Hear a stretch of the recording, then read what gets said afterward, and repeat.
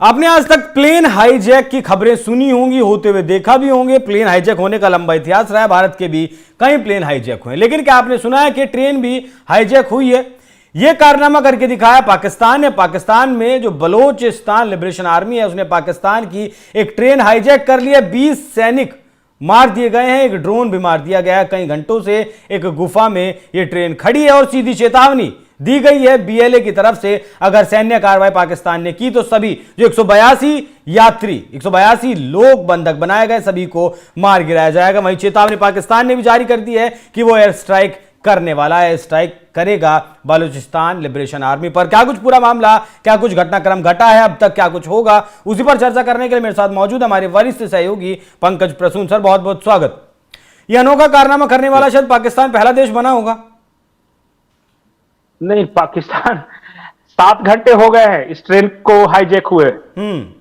और अभी 1 घंटे पहले बलोच लिबरेशन आर्मी ने एक और प्रेस रिलीज जारी किया है, जिसमें उन्होंने कहा है कि हमने जो 400 से ज्यादा पकड़े थे, उसमें से महिलाओं और बच्चों को छोड़ दिया है। अब हमारे पास सिर्फ 182 होस्टेजेस हैं। ठीक है। और 20 पाकिस्तान के जो सैनिक थे उस पर सवार, उनको एलिमिनेट कर दिया गया है। यह अभी ताजा स्टेटमेंट आया है।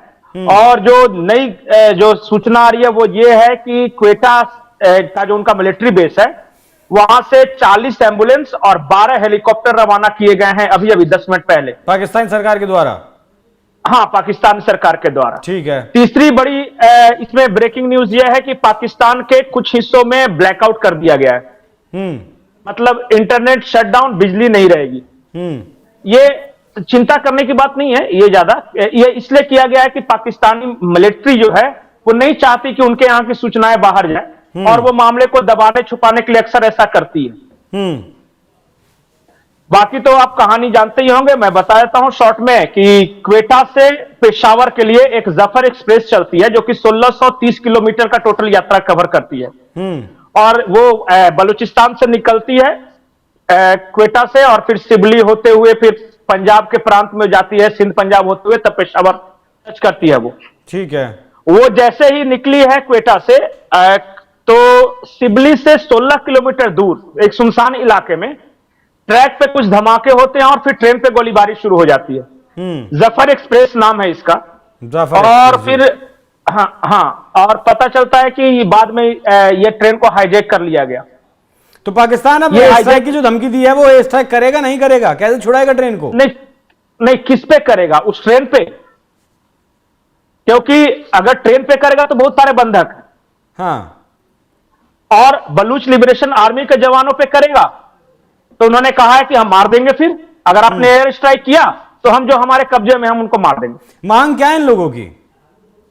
मांग देखिए, बलूच लिबरेशन आर्मी की मांग आज कोई नई नहीं है, और ऐसा कोई नहीं है जिसे यह पता नहीं।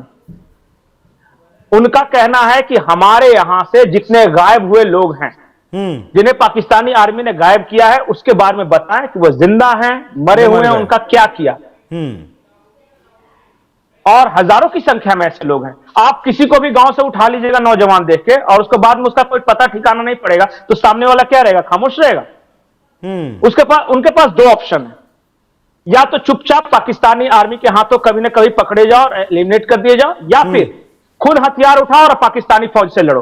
पंजाबी फौज से, पाकिस्तानी फौज नहीं।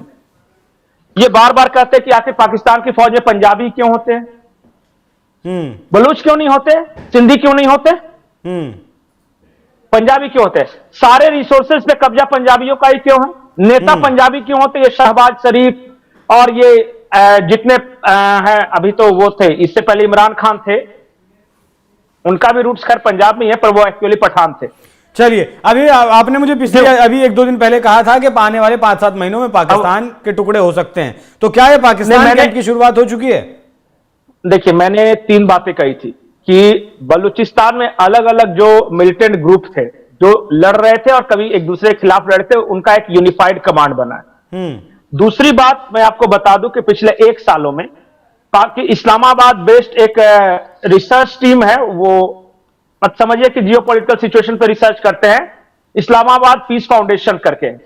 उन्होंने कहा है कि 154% राइज इन अटैक्स हुए हैं मिलिट्री बेसिस पे, और पाकिस्तान का जो इंटरेस्ट है वहां पे बलूचिस्तान में 154%। और उन्होंने यह भी बताया है कि जो बलूचिस्तान के जो रिबेल ग्रुप्स हैं, न सिर्फ उन्होंने रिसोर्सेज डेवलप किए हैं, ज्यादा लोग आज उनके पास हैं, उनके लड़ाके की संख्या बहुत बड़ी है, और लिथलिटी उन्होंने बताया कि जिस अटैक कर रहे हैं जिस तरह से, अब वो मतलब कि गजब है, आज तक कभी नहीं हुआ। और पिछली बार जो हुआ था अटैक जिसमें 18 सैनिक मारे गए थे, तो कहा था कि जो हमलावर आए थे वो बिल्कुल मिलिट्री ट्रेंड हमलावर थे, उनके पास सारे कमांडो ट्रेनिंग थी, और तब वो मार रहे थे। तो संख्या हजारों की संख्या में। और पहले क्या करते थे मैं बताता हूं, अगर आप नहीं जानते, बलूचिस्तान लिबरेशन आर्मी शुरुआत इन्होंने की मोबाइल टावर उड़ा देना, या फिर कई सैनिक जाते रहे एक दो संख्या में उन पर हमला करके उनको एलिमिनेट करना। फिर इन्होंने क्या किया कि छोटे छोटे शहर में आते हैं और बोल देते कि आज से हमारा कब्जा, 5-7 घंटे रहते हैं, अपना नैरेटिव पैम्पलेट वगैरह सब बांटते हैं और फिर चुपचाप चले जाते हैं। अब इन्होंने क्या किया कि बड़े मिलिट्री कारवां पे हमला करना शुरू कर दिया है। 50-50 लोगों की संख्या मिलिट्री जा रही है, उन पे हमला करते हैं, और अब हमलावरों की संख्या 200-300 इस तरह से हो गई। और आज वो बढ़ते बढ़ते देखिए कि ट्रेन तक हाईजैक करने की स्थिति में आ गए हैं। मतलब कि सोचिए कि इंटेलिजेंस फेल्योर कितना है, 1500 के आसपास लड़ाके गाड़ियों में भर भर के आ रहे हैं, और पाकिस्तानी आर्मी को पता नहीं है, और जफर एक्सप्रेस आराम से गुजर रही है। अरे 5 आदमी का मूवमेंट हथियार के साथ हो जाए तो पता चल जाता है, कोई ना कोई खबर कर देता है पुलिस को। बिल्कुल। कहने का मतलब यह है कि बलूचिस्तान में पाकिस्तान का रिट नहीं चल रहा, खैबर पख्तूनख्वा में रिट नहीं चल रहा है। कुछ दिनों पहले एक वीडियो मैंने देखा था कि पंजाब के साउदर्न इलाके में ये तालिबानी लड़ाके आराम से बाइक पे घूम रहे थे और बोल रहे थे कहां है पाकिस्तानी आर्मी। तो आधा चौकियों पर कब्जा मतलब किया था, बहुत भाग जाते हैं जब वो चौकियों पे कब्जा। मान लिया कि 4 सैनिक की ड्यूटी लगी हुई है और 50 उधर से आ गए, तो ये क्या करेंगे, भाग जाएंगे हथियार लेके। बिल्कुल, हाँ, यही हो रहा है पाकिस्तान में। और एक महत्वपूर्ण बात मैं आपको बता देता हूं कि टोटल जब एरिया देखिएगा तो पाकिस्तान के टोटल एरिया का 48% बलूचिस्तान है। पाकिस्तान के एरिया का 48%, हाँ, एरिया के मामले में सबसे बड़ा प्रांत है। और जो सरकारी फायदे मिलते हैं या फिर जो रिप्रेजेंटेशन उसमें सबसे कम है। कहा यह जाता है कि सेंट्रल और साउथ बलूचिस्तान की स्थिति सोमालिया जैसी है, जहां बलूच रहते हैं। जब आप उत्तर बलूचिस्तान में जाएगा तो वहां कुछ इलाके पश्तूनों के भी हैं, जो अफगानिस्तान से सटा हुआ इलाका है, तो वो थोड़े से धनाढ्य हैं।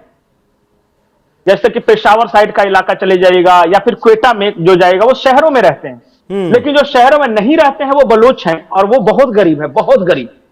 ठीक है, अच्छा, और वही लोग सबसे ज्यादा विद्रोह कर रहे हैं। इस पूरी घटना के कंक्लूजन पर अगर पहुंचे तो एक लाइन में बता दीजिएगा भविष्य पाकिस्तान का। हमेशा नहीं, भविष्य पाकिस्तान का नहीं। देखिए, पाकिस्तान का बार बार इंटेलिजेंस फेल्योर हो रहा है, एक बार नहीं। जब ओबामा के जमाने में आके एबोटाबाद में ओसामा बिन लादेन को एलिमिनेट किया, पाकिस्तानी फौज को पता नहीं चल सका, लाश को भी उठा ले गए। जब लाश को भी उठा ले, जब बालाकोट एयर स्ट्राइक इंडिया ने किया तो पाकिस्तानी इंटेलिजेंस को पता नहीं चल सका, उनके रडार फेल हो गए। तीसरी बात, जब ईरान ने हमला किया, एयर स्ट्राइक किया पाकिस्तान के अंदर आके, उनको नहीं पता चला। इसका मतलब कि आपका जो एयर है वो इनसिक्योर है, आपको नहीं पता चलता। उसके बाद जमीन पे भी भारत कभी सर्जिकल स्ट्राइक करता है, कभी ईरान आके मारता है, और अफगानिस्तान बॉर्डर पे तो आप देख ही रहे, रोज आते हैं, ठोकते हैं, चले जाते हैं। इसका मतलब आपका जमीनी इंटेलिजेंस नेटवर्क भी कमजोर है। आप लाहौर में बैठ के दादागिरी करते हैं, जो वहां शरीफ लोग हैं, जो पॉलिटिशियंस हैं, उनपे आप मीडिया पे लगाम लगा सकते हैं, आप गैग ऑर्डर जारी कर सकते हैं कि पाकिस्तान या पाकिस्तान आर्मी के खिलाफ जो कुछ भी बोलेगा उसे सख्त से सख्त सजा दी जाएगी। ये बाकायदा उन्होंने जारी किया है, और इसलिए मेन स्ट्रीम मीडिया में आप नहीं चलता देखेंगे। पाकिस्तान की मीडिया में नहीं है। पाकिस्तान की मीडिया में आर्मी ने सिर्फ ये बताया कि एक जफर एक्सप्रेस है जिसपे गोलीबारी की गई है, और पाकिस्तानी फौज ने मुंहतोड़ जवाब दिया, बस इतना ही खबर है वहां पे। अच्छा, ये खबर नहीं है, नहीं बोलने देते वहां पे। ना, ये सब नहीं बताने देते। जाके पूरे पाकिस्तान मीडिया को देख लीजिए, द डॉन, द जंग, द एक्सप्रेस न्यूज, द समा टीवी वगैरह देख लीजिए, सब यही चला रहे हैं। लेकिन हकीकत यह है कि 7 घंटे से एक ट्रेन के पैसेंजर्स किडनैप होकर बैठे हुए हैं, और महिलाओं और बच्चों को छोड़ा गया है। 20 आर्मी के जवानों को एलिमिनेट किया गया है। बलूच लिबरेशन आर्मी ने बाकायदा चिट्ठी जारी कर यह बात कही है, और 182 अभी भी होस्टेजेस हैं। ठीक है, ये पाकिस्तान की मीडिया में आपको नहीं दिखा देगा, मेन स्ट्रीम मीडिया में नहीं दिखा देगा। इक्का दुक्का पत्रकार हैं, ब्लॉगर हैं, यूट्यूबर हैं, वो बता रहे हैं, लेकिन पाकिस्तानी फौज के डर से कोई कुछ सच्चाई बोलने से कतराता है, क्योंकि कल को फौज उन्हें उठा ले जाएगी या उन्हें मार डालेगी। ठीक है, तो पाकिस्तान के हालात बहुत ज्यादा खराब हैं, बद से बदतर हो चुके हैं। एयर तो पंकज जी ने जैसे बताया कि सिक्योर नहीं है, जमीन भी सिक्योर नहीं है, और जैसा कि कहा जा रहा था कि पाकिस्तान के अब टुकड़े होने वाले हैं, तो हो सकता है कि पाकिस्तान के अंत की ये शुरुआत हो गई हो। पंकज जी बहुत बहुत धन्यवाद। इंटरेस्टिंग बात बताओ आपको। जी जी जी जी जी एक इंटरेस्टिंग बात बताओ, पाकिस्तान में ट्रेनें 2 महीने से हॉल्ट पे थी, नहीं चल रही थी। पूरे इसी पाकिस्तान अक्टूबर में में फिर से चलाया, हाँ नहीं, उधर बलूचिस्तान और खैबर पख्तूनख्वा में। हाँ, उनको धमकी मिली थी कि रेलवे ट्रैक उड़ा देंगे, इसके बाद से ट्रेन नहीं चली। अक्टूबर से दोबारा इन्होंने शुरू किया था और आज देखिए ये घटना हो गई। और मैंने ये बताया कि 48% इलाका तो बलूचिस्तान का है। खैबर पख्तूनख्वा का भी यही हाल है, जो पश्तून जहां पे है उधर भी पाकिस्तानी गवर्नमेंट की रेट नहीं चलती। वो सिर्फ पाकिस्तान का मतलब आज की तारीख में सिर्फ पंजाब और सिंध बच गया है, ठीक, जहां पे ये जितनी दादागिरी कर ले। ठीक है, तो पाकिस्तान के हालात अभी और भी ज्यादा मतलब खराब होंगे। बहुत बहुत धन्यवाद पंकज जी, यह चर्चा को विस्तार देने के लिए। दर्शकों, आपको चर्चा कैसी लगी कमेंट कर जरूर बताइएगा। नमस्कार।